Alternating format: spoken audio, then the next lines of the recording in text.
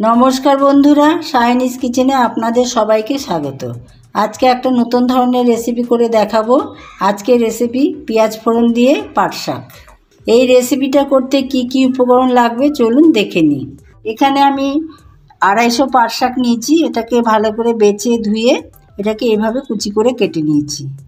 আর একটা পেঁয়াজ, মিডিয়াম সাইজের পেঁয়াজ, এটাকে আমি এইভাবে লম্বা করে কেটে নিয়েছি।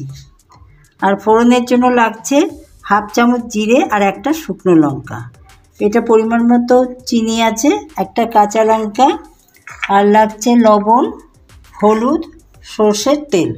কড়াই গরম হয়ে গেছে, এবার আমি পরিমাণ মতো ফোড়নের জন্য তেল দিয়ে দিচ্ছি। শুকনো লঙ্কাটা দিয়ে দিচ্ছি ফোড়নের জন্য। এবার হাফ চামচ জিরেটা দিয়ে দিচ্ছি।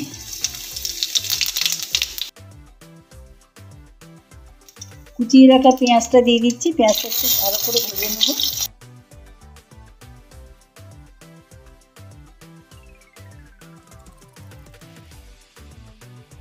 এক দেড় মিনিট আমি পেঁয়াজটাকে একটু লাল করে ভেজে নেব।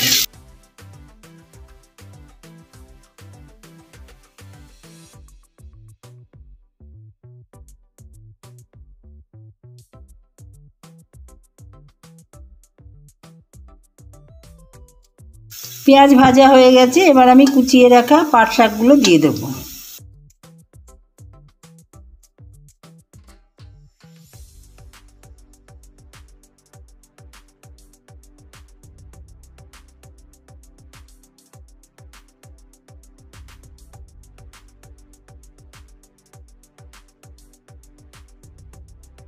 হলুদ আর লবণটা পরিমাণ মতো দিয়ে দেবো।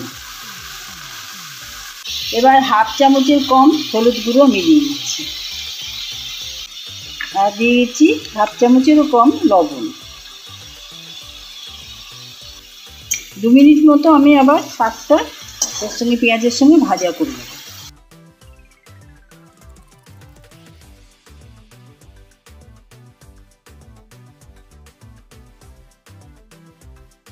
শাকটাকে এইভাবে নাড়াচাড়া করে আমি ভেজে নেব। তারপরে শাকটা ভাজা হলে পরিমাণ মতো জল দেবো।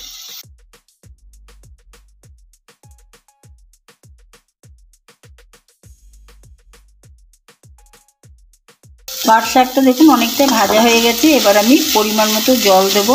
সেদ্ধও হবে, তার সঙ্গে একটু ঝোলও থাকবে।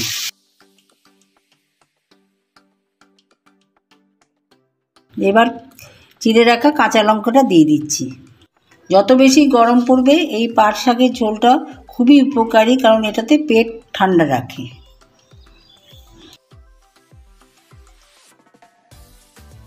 এবার আমি 2 মিনিট মতো ফুটতে দেবো পাট শাকটাকে। শাকটা সেদ্ধ হয়ে গেছে, এবার আমি একটু পরিমাণ মতো স্বাদের জন্য চিনি দিয়ে দিচ্ছি। এই দেখুন এই পরিমাণ একটু চিনি দিচ্ছি।